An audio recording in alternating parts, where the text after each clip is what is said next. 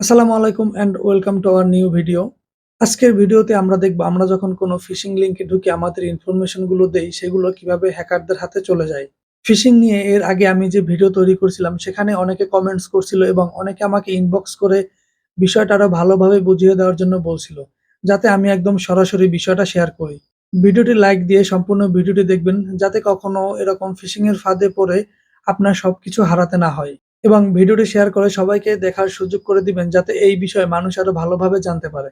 আমার ইউটিউব চ্যানেলটা সাবস্ক্রাইব করে রাখবেন এবং ফেসবুক পেজটিতে ফলো দিয়ে রাখবেন যাতে ভিডিও আপলোড করলে সহজেই আপনারা দেখতে পারেন। এর আগের ভিডিওতে আমরা জেনেছিলাম ফিশিং লিংক কি, ফিশিং লিংক কিভাবে চিনতে পারি এবং ফিশিং এর হাত থেকে আমরা কিভাবে নিরাপদে থাকতে পারি। ভিডিওটি না দেখলে অবশ্যই ভিডিওটি দেখবেন কারণ ভিডিওটা সবার জন্য খুবই গুরুত্বপূর্ণ। এখন আমি কম্পিউটার স্ক্রিনে ফিশিং অ্যাটাক একদম সরাসরি দেখাবো। মনোযোগ দিয়ে ভিডিওটা দেখবেন তাহলে আর কখনোই আপনার Facebook account, email account, Instagram এবং ব্যাংকের সেনসিটিভ ইনফরমেশন হারাতে হবে না।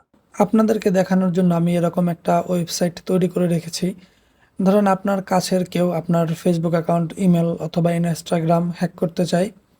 আপনার মেসেঞ্জার অথবা হোয়াটসঅ্যাপে আপনাকে একটা লিংক দিল, দিয়ে বলল যে আমি এই লিংক থেকে প্রতিদিন টাকা ইনকাম করি, চাইলে তুমিও এখান থেকে টাকা ইনকাম করতে পারো। তো আপনি যখন সেই লিংকে ক্লিক করবেন, ক্লিক করার পরে আপনার সামনে এরকম একটা রেজিস্ট্রেশন ফর্ম আসবে। আপনি যখন এটা রেজিস্ট্রেশন করবেন তখনই আপনার সব কিছু তার ডাটাবেজে চলে যাবে। আমরা এখন এই ফর্মটা পূরণ করব।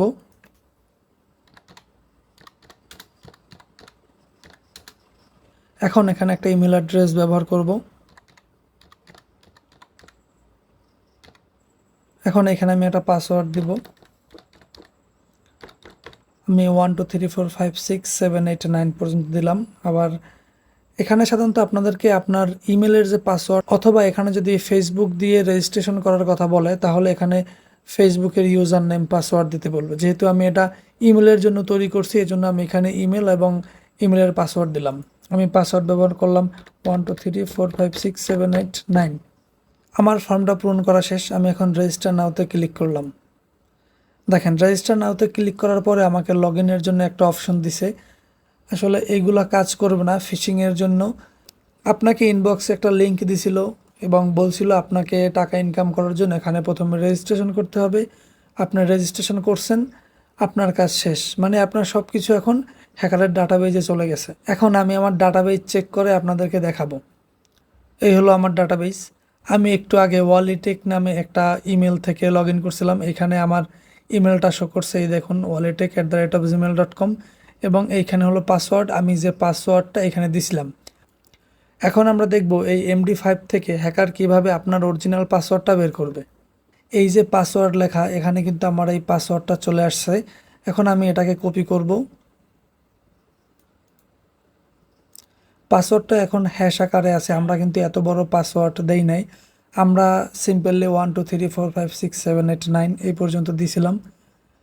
এখন আমি একটা MD5 পাসওয়ার্ড ক্র্যাকার আছে সেটা ব্যবহার করব। এখন আমি এখানে আমি যে কপি করছিলাম সেটা পেস্ট করে দিব এবং এখানে আগে আমি যে রোবট না সেটা প্রমাণ করব।